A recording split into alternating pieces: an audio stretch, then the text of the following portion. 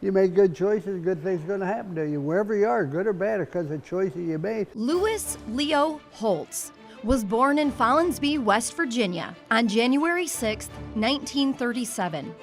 His roots in the Catholic faith and Notre Dame football run deep. I was taught by the sisters of Notre Dame at St. Aloysius Grade School, and we prayed for the team every Friday. But then my uncles, my grandpa, all of them followed Notre Dame. And so it just had a magical place. Lou attended Kent State University, becoming the first member of his family to enroll in college. He played football and studied history. He also served 7 years as an officer in the United States Army Reserves. Lou's coaching career began in Iowa as an assistant.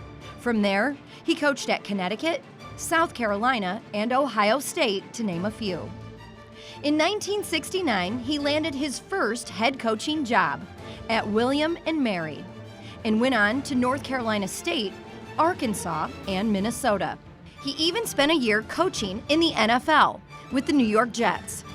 Then, in 1986, Lou took the reins at Notre Dame. I introduce to you Lou Holtz, the new football coach at the University of Notre Dame. Thank you. Thank you, Gina. The Fighting Irish were struggling, but Holtz was tough, known for his discipline. There's only one way you get respect, and that's by looking somebody in the eye for 60 minutes. To emphasize the importance of working as a team, Lou had the names taken off of the backs of his players' jerseys. He also brought back the now iconic "Play Like a Champion Today" sign, hanging it up outside the Irish locker room. When you hit that, you're going to think of all the great players that came before you, the sacrifice they made, and the tradition is always under construction.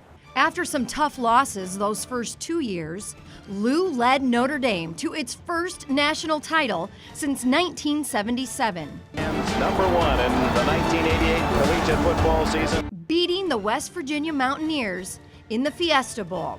He received multiple Coach of the Year honors. Under Coach Holtz, Notre Dame played the most difficult schedule in the nation 3 different seasons. You don't come to Notre Dame to learn to do something. You come to Notre Dame to learn to be somebody. Often remembered for his fiery yet inspirational speeches and quotes. Quitting is a permanent solution to a temporary problem. If you want to do something bad enough, you'll find a way. If you don't want to do it bad enough, you'll find an excuse. Lou left Notre Dame after the 1996 season.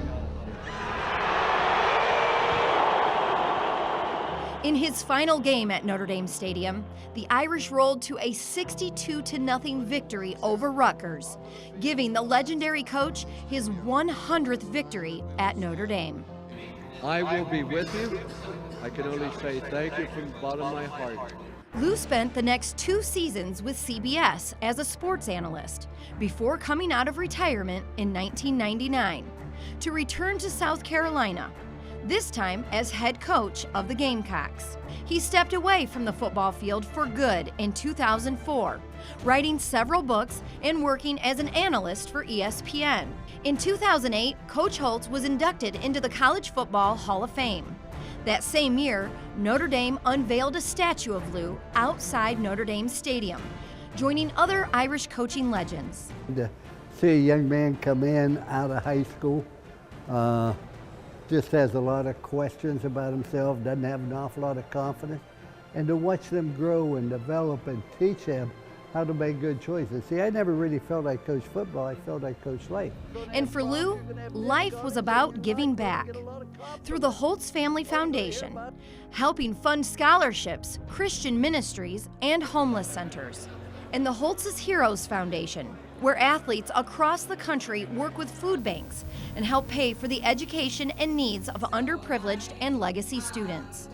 God didn't put us on this earth to be average. He put us on this earth to be the best we can and caring about people. For his work on and off the field, Lou received numerous honorary doctorate degrees and awards, including our nation's highest civilian honor, the Presidential Medal of Freedom, in December 2020. And you don't go in life saying, I want to win this award. You just wake up one day and it happens.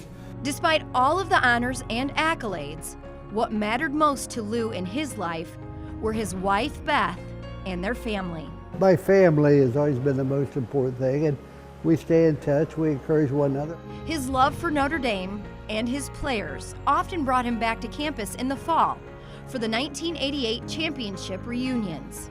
Greatest thing, when you go into that reunion, you won't be able to tell who was first team, who was third team. You can't tell who was a star, who was on the scout team. What you can tell, there was a love and a feeling, and that's the one thing that all great teams have.